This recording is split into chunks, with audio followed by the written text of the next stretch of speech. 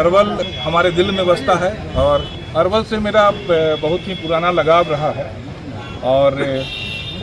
गोह से भी एक लगाव है और आगे भी रहेगा गोह से लगाव। लेकिन मेरे पिता की भी कर्मभूमि अरवल रही है जी। तो मैं समझता हूँ कि मैं उन सपनों को भी पूरा करने के लिए अरवल में आया हूँ। हम लोग एनडीए के सभी घटक दल एकजुट होकर अपने प्रत्याशी का घोषणा हमारे सभी शीर्ष नेता कर रहे हैं। उस क्रम में भारतीय जनता पार्टी को एनडीए के सभी नेताओं ने अधिकृत किया कि अरवल से वो अपना प्रत्याशी उतारे और भारतीय जनता पार्टी की जो शीर्ष हमारी जो केंद्रीय संसदीय बोर्ड होती है,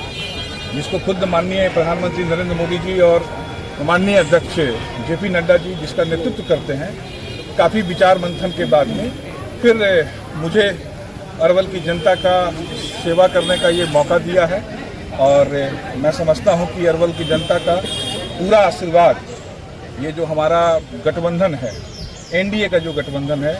जिसमें हम नीतीश कुमार जी के नेतृत्व में और हमारे कई चिराग पासवान जी, उपेंद्र कुशवाहा जी, जीताराम मांझी जी और हमारे भारतीय जनता पार्टी के तमाम केंद्रीय नेता जिनके नेतृत्व में हम ये चुनाव लड़ेंगे। नामांकन की प्रक्रिया के बाद में चुनाव प्रचार की शुरुआत हो जाएगी, तो कई शीर्ष नेता इससे चुनावी सभा में या जनसंपर्क में उनका आना जाना भी लगा रहेगा। तो ये एकजुटता का चुनाव है, बिहार के भविष्य का चुनाव है और बिहार का तरक्की जो हम लोगों ने पिछले 20 सालों में जो परिवर्तन बिहार के अंदर में देखा है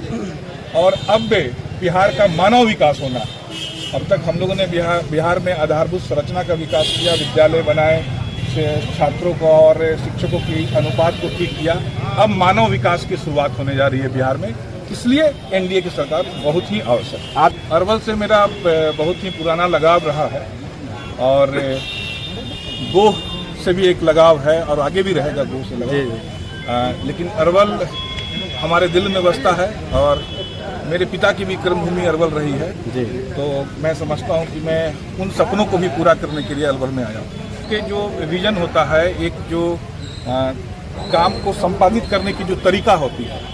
सरकार से, एडमिनिस्ट्रेशन से आपकी मूलभूत जो विकास की जो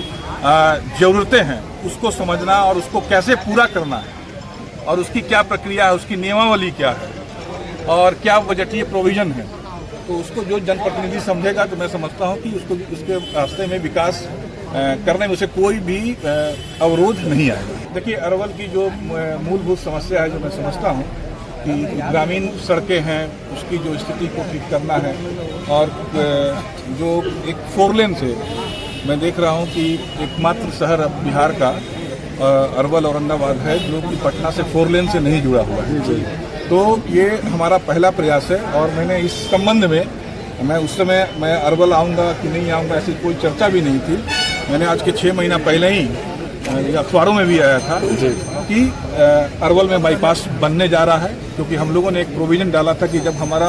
ये 4 लेन जब ये संभव नहीं हो पाया था उस समय तक, तो हम लोगों ने ये प्रस्ताव डाला था कि एक ओबरा में बाईपास, एक दाऊदनगर में बाईपास, एक अरवल में बाईपास की अत्यंत आवश्यकता है। तो हाल के दिनों में मैंने ये 6 महीना पहले इसकी प्रक्रिया चालू की थी और हाल के दिनों में आप लोगों ने देखा कि अरवल में बाईपास की स्वीकृति मिल चुकी है। तो अरवल में जब बाईपास की स्वीकृति मिलेगी तो अरवल बाजार जो जाम की समस्या से उसका भी निजात मिल जाएगा।